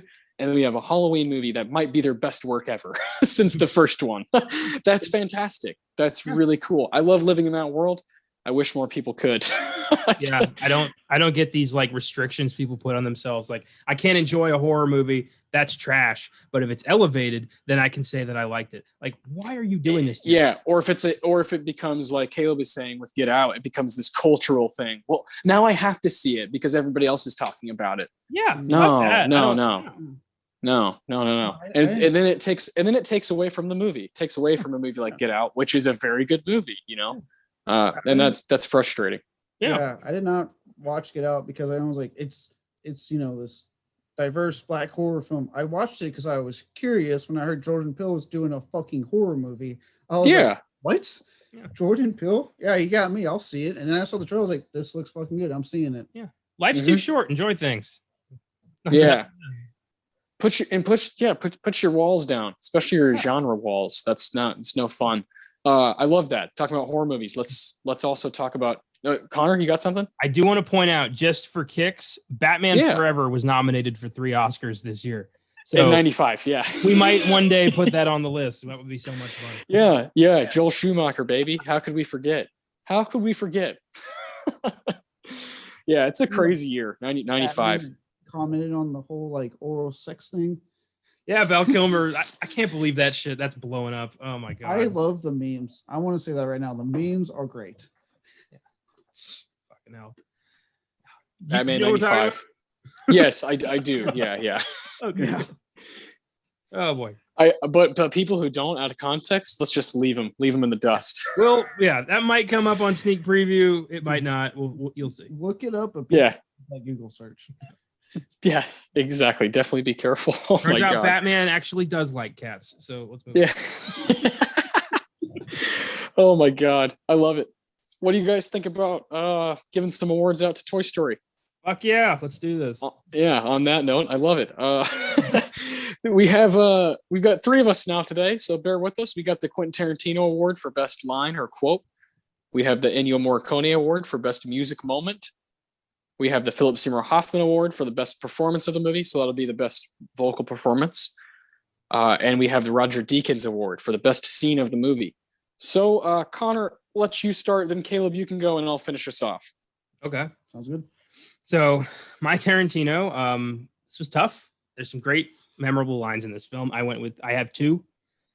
Both kind of throwaway of course. lines, not really famous lines. How can you not have 2? I mean, the screenplay is. I think with The Incredibles, you also had 2 because I did. These are 2 of their best screenplays ever for Pixar. They really are. My first one comes from the staff meeting with Woody and the toys, talking about Andy's impending birthday, and Woody's giving a nice speech about how this is all everything's gonna be fine, and then Ham just goes, "I hate to break up the staff meeting, but they're here," and freaks out everybody. I always love that. I hate to break up the staff meeting. It's the delivery. So it's just him completely freaking out. That's John Ratzenberger just crushing it right there. Oh yeah, Pixar mainstay for all but this past Luca. Crazy. Mm-hmm. And then my second line is a little funny throwaway from Buzz after they get to Sid's house, and Sid starts taking apart his sister's doll and replacing the head. And Buzz just goes, "I don't believe that man's ever been to medical school." Oh, I love that line. Oh my God. I don't believe that man's ever been to medical school. God, Buzz. Some of the shit Buzz says is unbelievable. Yeah. Oh, fantastic. So good. Caleb, what do you got for the Tarantino? All right. I actually came up with 3. Love it. I love it. Yeah. So the first one, these have stuck with me since I was a kid. Actually, that's why I picked a lot of them. It's when they're under the car having their fight, and Buzz just looks at Woody and he goes, "You are a sad, strange little man, and you have my pity." Oh, so good. I still say that to people. Yeah. My favorite part of that scene is the little Vulcan salute he gives when he walks away. Yeah. Oh my God. At that fucking gas station, the Dynaco. Wonderful. Oh. And then sticking with that scene, actually, is when Woody yells at him, what I quoted earlier, "You are a toy." How do you not? A children's plaything. Yeah. After Buzz gives this giant speech about how he's the only one who can stop Zurg from destroying the universe, and Woody's just looking at him like, "You are fucking insane." He's got You've lost your mind. Yeah. Look on his face. Oh my god. And then my final one, it's a little bit more of a throwaway, but I don't know why I like it, is when they first introduce Buzz Lightyear, and Woody keeps calling him all this shit. And finally, Buzz Lightyear comes up with the line, "I believe the word you're looking for is Space Ranger." Space Ranger. I love how hung up he is on that. That's it. Oh man. You really can't go wrong. Yeah. The word I'm searching for, I can't say because they're preschool toys. Yeah. Oh my god. Who would have thought Tom Hanks and Tim Allen would have this just genius chemistry? I know, it's crazy. Oh man. 4 movies. Good lord. Those are all perfect. I really don't think you can go wrong here. I went with one. I try to hone in on one if I had to give the award to one, and it's very difficult because I love the bit when you have the aliens. The claw has chosen. Yeah. The claw chooses who will go and who will stay. I love all that. And Woody's like, "This is ludicrous." I love all that. I really love the stuff under the van. You are a toy. I love that. That dialogue is incredible. But I'll take it back to when Connor talked about the meeting, when they're having the toy meeting at first. Some of the shit Woody says is unbelievable. And this is a tidbit from his speech. He says, "Tuesday's night plastic corrosion awareness meeting was, I think, a big success. We'd like to thank Mr. Spell for putting that on for us. Thank you, Mr. Spell." And then Mr. Spell types out, "You're welcome." Oh my god. Awareness meeting. That's great. Was, I think, a big success like that. Oh my gosh. That what child is going to ever wrap their head around what's happening here? But it's just really good filmmaking. It's just really good, entertaining stuff that fills the void of how we get from point A to point B. Yeah. And that's like my favorite stuff in movies is if you take that shit seriously and treat it as importance, like the space between the notes, then you get a movie like Toy Story where every line is intentional. Yeah. It really is. I hate to say it, but it's like a Tarantino script. It's crazy how intentional everything is. There's a reason we have the award called the Tarantino, because we love his writing style. And I think in the 90s, you have some gems that are kind of capturing what that was just him. That was in his DNA. And I think Toy Story is one of those, man. It pops. Every single scene pops. Yeah. One, it's like going back to, it's like not getting the award for best, screenplay. Look at the variety and like our picks for our award for the lines. Like you have on my end things I've stuck me since I was a kid. A quick throwaway line in a meeting that a kid probably won't laugh at when they're young, but as an adult you find hilarious.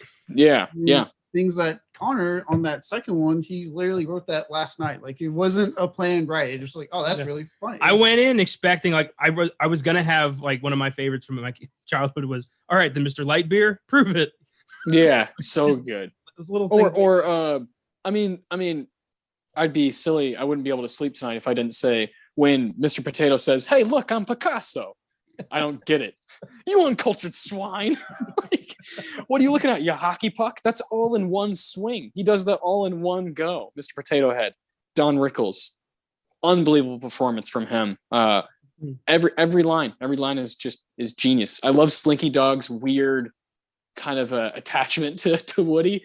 Yeah. And when Mr. Potato Head is like, he's a kiss ass, he's getting so good. I love when Woody tells like Slinky, we got some bad news. He's like, bad news, and he freaks around. Woody tells him, be happy. He's not happy enough, and he's like, be happy, and he starts laughing his way through the room. Or the shark, whenever Woody is in the chest, and the shark's howdy. Hey, look, I'm Woody. Like, I love it. Everything's intentional, and that's why we can talk about it like this all day. But we got to move on. We got to move on to the music moment, which I'm very curious. the Ennio Morricone. What did you guys select for the best music moment from the movie?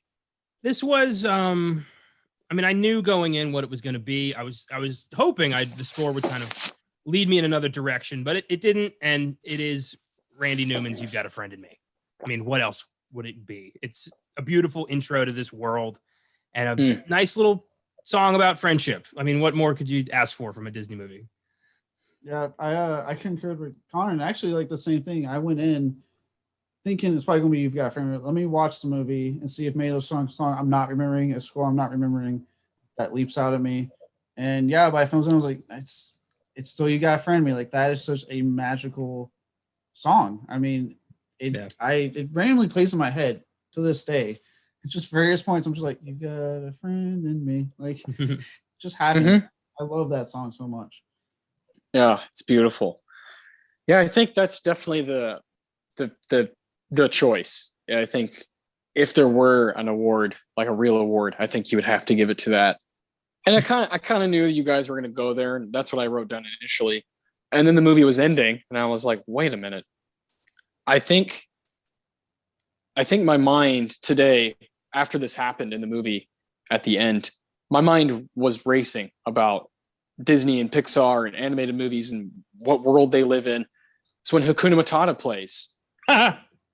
Now, when that happens, you could just be like, oh, cool, they're paying homage to Lion King from just a year later. Or you can be like me and you can wonder, wait a minute, if Hakuna Matata is a song in the Toy Story world, that must mean their world is our world. And that doesn't make a whole lot of sense to me because there's key differences in our worlds, mainly that, monsters exist and fish under the sea can talk, toys come to life. So it makes no sense to me that I can listen to Hakuna Matata on Spotify, but how is she listening to it? Do we live in the same world? And that blew my mind today. That blew my mind. And all day I was just thinking about how on earth does Hakuna Matata exist within the Pixar world?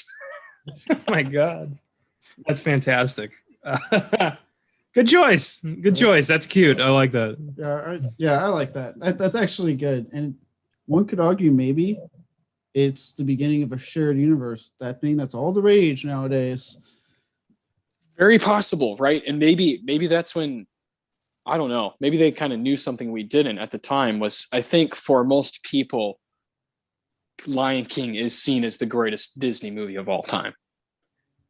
And Toy Story, I think for a lot of people, is seen as the greatest Pixar movie of all time. Pretty amazing that they're right there, right at kind of like the peak of their powers, in 94 and 95. Yeah. Maybe it was just a coincidence, but my mind immediately went, because they're so goddamn creative. I was like, did they mean something by that? Because Pixar is so intentional. Are they trying to tell me something? Crazy, but also strange things.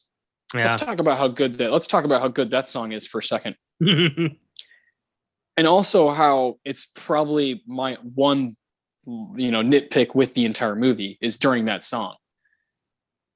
They're supposed to move at the beginning of the movie. We hear that it's going to be a week away until they move. Yeah. So during that time, when he gets Buzz for his birthday at his party, in that 1 week, his whole room changes to Buzz stuff. As a parent, why the fuck would you do that when you're about to move? Wow. Well, I think, like she moved the birthday up for Andy, I think she just really wants Andy to be happy because we don't know why they're moving. It could be where's dad? It could be a divorce. Yeah. Keep Andy happy. If Andy wants to decorate his room with Buzz Lightyear shit, if it's going to distract him from possibly something that's life-changing, why not? Posters and bed sheets. Actually, that's an interesting thing with the dad things. You pay attention to this movie. Andy's dad is not around. It's never explained. And I caught it. Sid's dad, when they go into that room, if you look at one of the cans, you see BE on the can for what's supposed to be beer. So it's like implied that Sid's dad's a drunk. Yes, and that's why Sid is such a little shit. Yeah. Yeah. So yeah. Are there dad issues in Toy Story that we never knew about till now? Oh, Disney has always had issues with parents. There's very few like intact families in Disney's movies. Ever since Bambi got shot. Oh. Yeah, they were like, "Hey, this is good that, for us." Yeah, Snow White's parents are dead. like Geppetto's not married. Like it goes on before that. Weird, crazy. Crazy. That song's really cool though. Strange Things. I like Strange things are happening to me. It's nice cool. montage It's a cool. Yeah, but I was like, wait. I mean, I would never be. Yeah, let's buy all this shit. I would just be like, just wait 1 week till we get to the new house, and then I'll buy you all that Buzz Lightyear shit. You know, but it's still an amazing movie. That's just the one little nitpick I had. While if you look at when you're watching it this closely. If you look at all of Andy's mom's actions in that movie, it is entirely to keep Andy happy and distracted. You know, the birthday party, Pizza Planet, all of it is, you know, let's have like your best week ever saying goodbye to the house. So I think there is something to just, you know, she's keeping him happy. Yeah. Oh, man. To back Andy up here, or Andy's mom, I guess. I'm moving myself soon, and I keep telling myself to stop buying new stuff, and I keep buying new stuff. It's gonna be a real bitch when I move. Like if I just waited a month, I could get this new stuff and not have to worry about moving it. Yeah, now it's I gotta pack it. Yeah, for sure. I just this is a room renovation. I mean, at one point, you know, they show the poster taken down, and there's 2 new posters put up. And the bulletin board has a bunch of Woody stuff, and it's all taken down. The whole bed is changed. It's just like, whoa, that's kind of overhaul. And this kid is what, 10? About, yeah. Maybe younger. Yeah, I don't know. Yeah. I thought a lot about it. But you guys are right. There is clearly, I think their last name is Davis, if I'm not mistaken. Yep. Yeah. And it does say Laurie Metcalf plays Mrs. Davis. So I'm very curious about where is Mr. Davis at? What's going on here? And also, what do they move to? Smaller house. Yeah. That's true. That's true. Yeah. Oh, yeah. I do know. I was impressed with the turnaround time on getting like all that Buzz stuff. Because I mean, even when I got big into Harry Potter at like around the age of 8 or 10, I remember I got heavy and got like bed sheets, shirts. I was Harry Potter 2 Halloweens, a bunch of board games and stuff. But that was over time. There was not a quick turnaround because, you know, I had times that were like, no, not right now. Mm-hmm. Yeah, maybe just a pillow for now, you know. I do want to shout out one more line that I wish I'd written down. I just remembered it. Yeah. Of course. When Woody and the gang are listening to Sarge describe Andy's new present. Oh my God. Fucking Sarge. They point out, all right, this next one. All right, it's bed sheets. And Potato Head goes, who invited that kid? Yeah. Genius line. I love that whole bit. Sarge is Arlie Ermy. I mean, this is 8 years after Full Metal Jacket. That's really hard to believe. And he just crushes this role as Sarge. No good soldier leaves a man behind. Yeah. It's like so intense. Oh man. Arlie Ermy and Ernest. I know he has an actual acting name, but I watched Ernest as a kid, so that's all he is to me. Yeah. Yeah. Jim Varney. Yeah. So it's like the fact that they got both those guys to do like fairly small roles is awesome. Yeah, so cool. Oh man, I love it. Well, that's a good way to go ahead and talk about the Philip Seymour Hoffman Award. That would be the best performance of the movie. I mean, you got Tim Allen, Tom Hanks, Don Rickles, Jim Varney, Wallace Shawn, John Ratzenberger, Andy Potts, Arlie Ermy, Laurie Metcalf. Everybody's pretty much perfect. Yeah. This was a tough one. I had an idea who it was going to be going in, and it ended up not being that guy. And it's an actor I don't really like all that much, but absolutely kills it in these movies, especially in this first one. And my pick is Tim Allen as Buzz Lightyear. Very nice. Yeah. He just brings this like arrogant spaceman, like perfection to this character, but then also in Buzz's steep decline really pulls off just a pure identity crisis. And I'm really surprised by that, especially since, you know, Disney had that whole no hiring ex-cons policy. But I guess, you know, drug smuggling doesn't count. Cocaine charges not talked about apparently.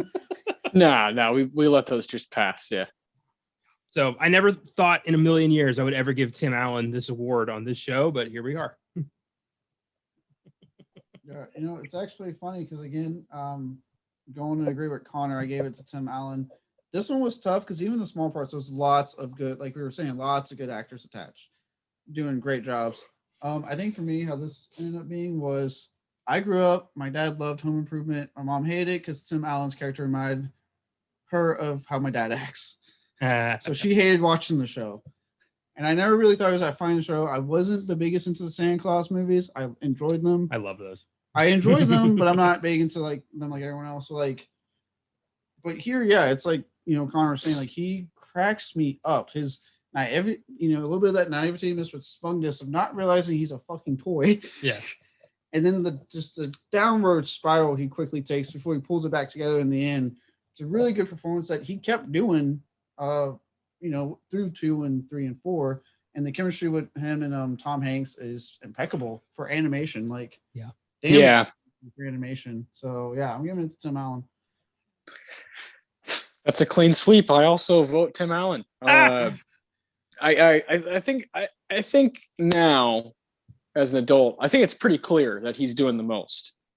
From the get-go, he really thinks, like at one point he says, terrain seems a bit unstable.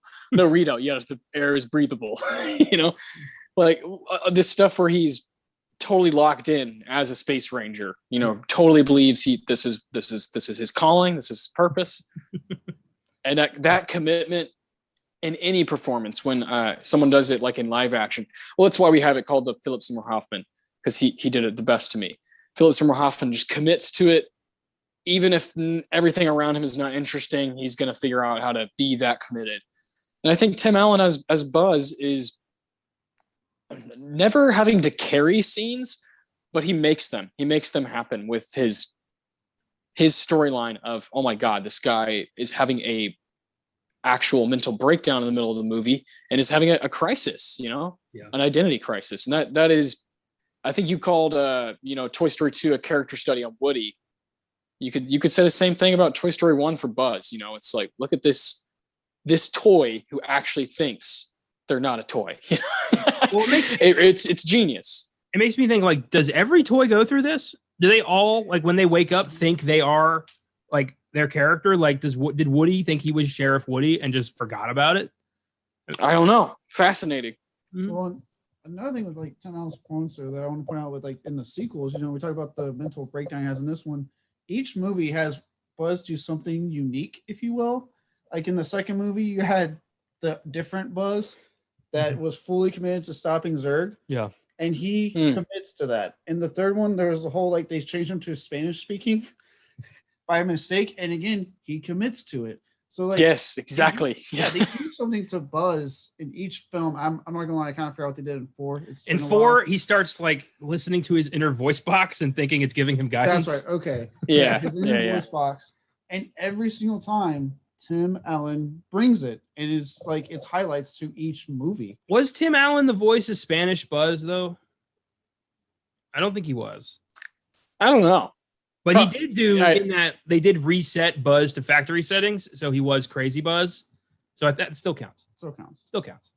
Still Crazy Buzz. Yeah, that definitely is one of my favorite bits. My point still counts. Goddamn it. He's default Buzz. I don't see Tim Allen going into like doing Spanish for this. I do. It's kind of funny. Years of academy training wasted. That's one of my that's another line I could have gone with. Oh my God. He's so good. Buzz is kind of like but Buzz and Woody are pretty much just as iconic as, like, in my mind, as like, Walter Sobchak and the Dude. They just I can't get enough of them. Yeah. Straight up. Yeah, it's fantastic. The buddy cop angle this film takes with it is great. Opposites forced to work together. Find out, we're not so different, you and I. It's a tried and true formula, and it works great here. Yeah, and like I said, it's really impressive for animation that those two guys had such great chemistry. Yeah. like that spoke beyond an animated film. I think they recorded together. It makes sense that they did, because it shows. Yeah, they're obviously reading each other's, faces and emotions. It's the best. One of the most impressive, two, just toe to toe scenes is that under the car, right? So under the minivan, and that's that's a good way to bring us to the Deacons. Yeah, this movie kind of is one thing. It's hard to separate the scenes from one another, but we have to here for the Roger Deakins Award. Connor, what do you got? I had a couple options here. There was some favorite lines. I'm not going to shout out one because I know it's one that Caleb picked, but the one I went with, just because it makes me laugh every time, is Mrs. Nesbitt. When Buzz is at the tea party, and Woody tries to get him, and he just is like, God, it's all gone. Like, he's just drunk on tea, having found out his life has no purpose. And he just is in an apron, and he's like, you see the hat? Like, just complete meltdown. And then Woody just slaps him with his own arm. And he's like, okay, you're right. I'm just a little depressed. I can get through this. I'm a sham. Like, just completely freaks out. The whole thing is so damn funny. And Tim Allen commits. It's great. Yeah, Tim Allen's the best moment. That little bit is so funny, and it's probably my favorite part of the movie. What does he say? What is the Marie Antoinette line where he's like, so 1 minute you're defending the whole galaxy, next you sucking down Darjeeling with Marie Antoinette and his little sister. Yeah. I can't argue that. Oh my God. You see the hat? I am Mrs. Nesbitt. Gone, bye-bye, woo, see ya. He's had a complete mental break, and Woody's like, okay. I love that when he's like, come on, Buzz, give me a hand. And he just throws up the because he's just like, fuck this. Oh my God. Oh, Jesus, man. All right. For me, this will probably surprise no one in the room right now. It was tossed up between two more horror-centric scenes in our nice little family animated feature. So it was tossed up between the first time the toys come out when Woody's in the room. So good. Yeah, it's just a really great creepy vibe and all that stuff. But I ultimately went with this other option, and that was when the toys turn on Sid. Yeah. Because it still has that horror, but it also has that sweet, sweet victory of seeing that little shit get his comeuppance. Decades of therapy. Yeah, and then the little touch of Woody twisting his head and saying his line. So play nice. Yeah, it still kind of gives me the EBGBs. I love it. It's a little, I love it. Yeah, the coming out of the sand and out of the dirt and mud, all these little kind of ragtag toys. I love that. Love that bit, and it makes Toy Story stand out as weird. Yeah, as not only is it this mainstream massive success, but it has this finale that's just fucking bizarre. For a children's movie, it's just bizarre. And I love that commitment. So cool. It's Pixar showing that like they're willing to occasionally dip their toes and stuff, obviously within a standard that kids can still see it. And I appreciate growing up watching all the horror I did with like shows like Goosebumps and stuff, seeing that Toy Story as a kid. It's the scene stuck with me since I was a kid. It still holds up. It's a fucking awesome scene that is creepy. It's a fucking creepy scene. We toys can see everything. So creepy. I love that. Well. I love when Sid goes back into his house and his sister's like, just holds the doll up. Yeah, that's such a good touch because he's such a piece of shit brother to her.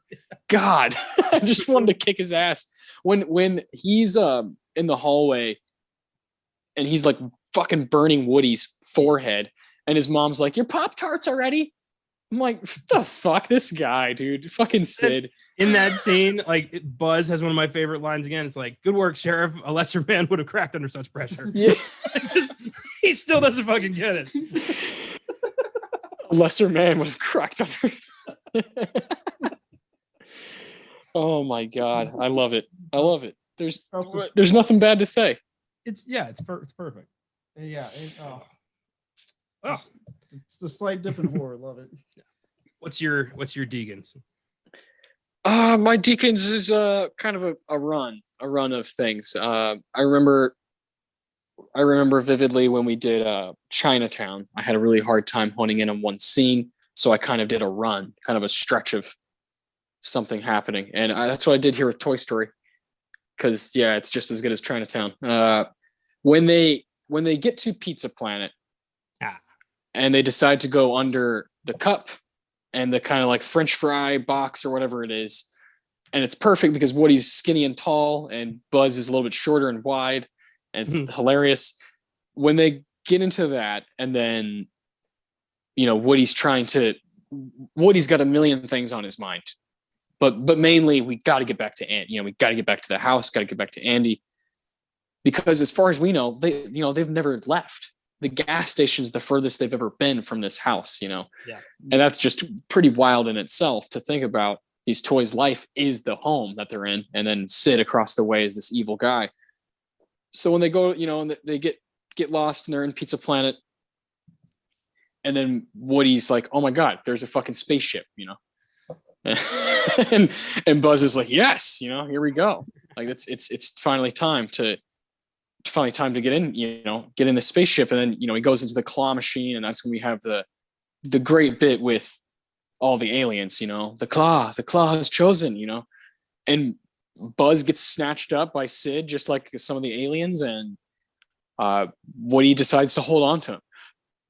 Woody in that moment knows this is probably the most layered part of the movie to me, is because Woody knows I got to get back to Andy's because I want to be safe, but there's no way I can go back by myself, because if I show back up with myself, they're going to be like, you're a murderer. So I have to show back up with Buzz. Otherwise there is nothing here. Even when he knows how evil Sid is, he decides, I'm going to latch on to Buzz because I would rather die than go back without him, because I will get murdered by them. You know, and it becomes this crazy journey to get back home. But really, you're just trying to get redemption. You're not really a hero here. You have to do this just so they don't hate you. Yeah. All these other toys.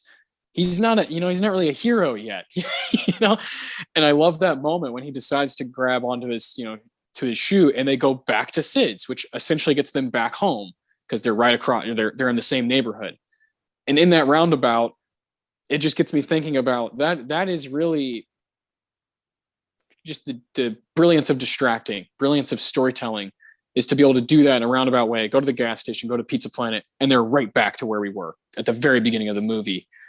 Yet so much has happened. You know, so much is at stake for Woody and Buzz, and not many movies can pull that off, let alone a kids animated movie that's clearly for adults and clearly has themes, not just themes, but plot devices and twist that get me, you know, as an adult, that kind of get me, especially that finale that you pointed out, Caleb, and this moment in with the claw, and Woody decides, I might die here. This might be a suicide mission going to Sid's, but what else am I going to do?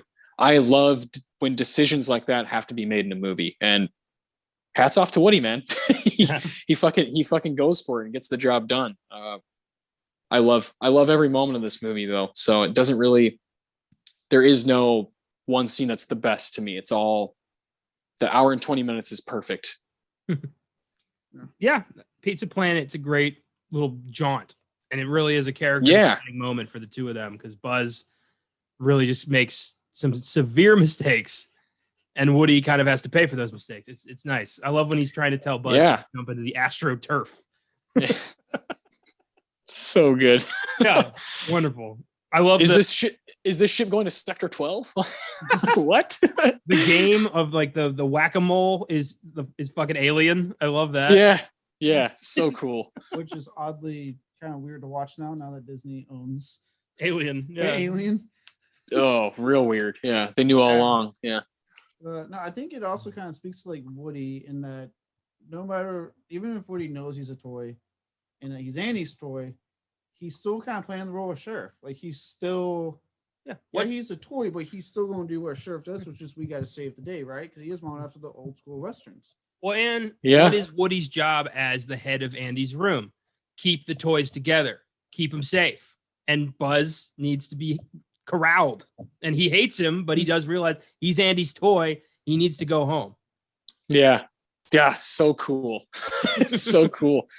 Woody's journey throughout the 4 films is just some of the best stuff, some of the best storytelling I've ever seen. And I really do, recently we got to do on episode 50, we got to talk about Lord of the Rings. Yeah. Well, Toy Story is right there with it, man. It's like just so important to me, so entertaining. It still holds up. It deserves to be talked about in that way, I think. I certainly had a blast talking about Pixar and Toy Story specifically today. This is a lot of fun. Absolutely. 10 out of 10. I think that is a given. Beautiful film, fun film. I'll watch it till the day I die. It's a masterpiece. Yeah. Same. I mean, if it hasn't already been, it's been rated 10 out of 10 for me. This is a childhood favorite. It's just, well, not even childhood. It's just a favorite movie of mine. Yeah. This is an amazing animated film. Yeah. Still holds up. Its themes, everything about it is so relevant today, just like it was when it was first released back in 95. This was the beginning of what we are getting a great time with Disney Pixar. And I kind of been happier to be a kid when it came out and to be able to grow up with this franchise. Yep. Second. Beautiful. Yeah. I think we're all in agreement here where we just still see it as a masterpiece the same way we did when we were 5. So it's pretty cool. Straight up.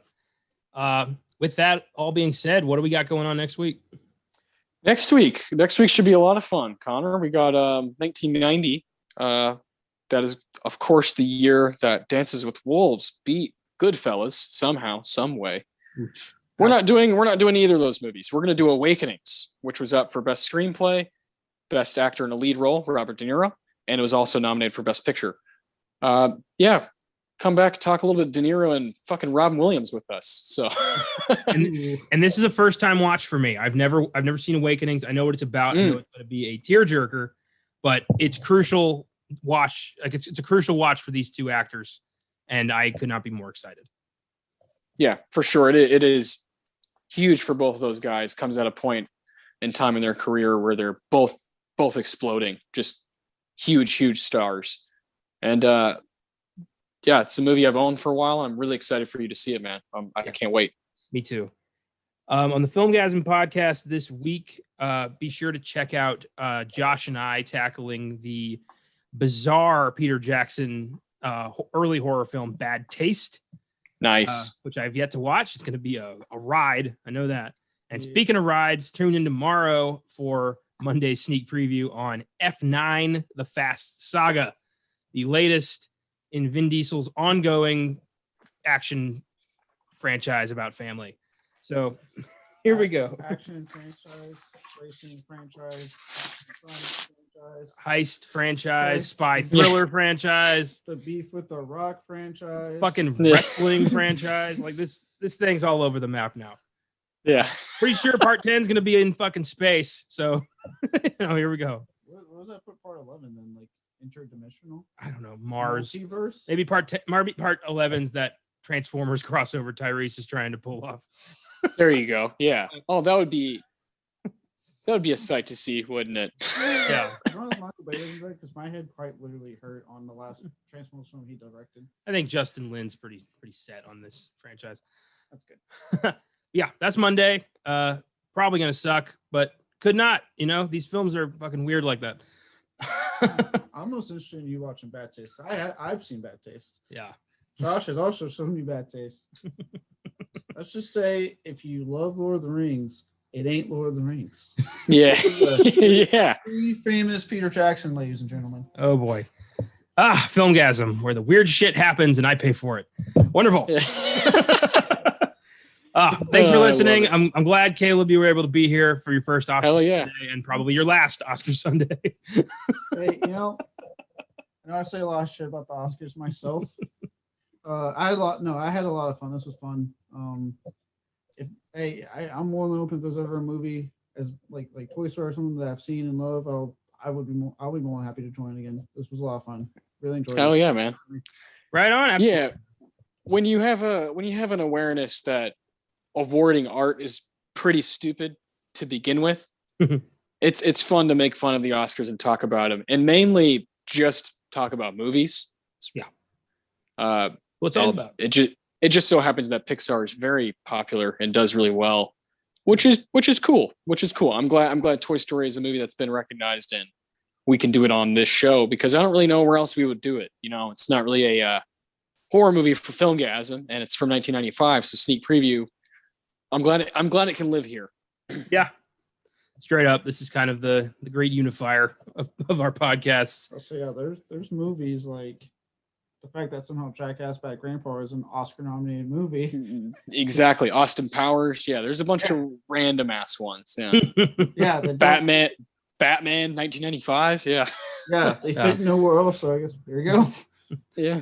Oh, fantastic, guys. Always a pleasure. This was fun. Go if you've been living under a rock for over 2 decades, go fucking watch Toy Story. What are you doing? If you grew up with this as a child and you have kids, show them Toy Story. Yeah. Yeah. Yes. Be a good parent. Yeah. Stop depriving your child of essentials. Get a Disney Plus account. Yeah. And then catch up on Loki. Yeah. And above all, keep watching movies. Yes.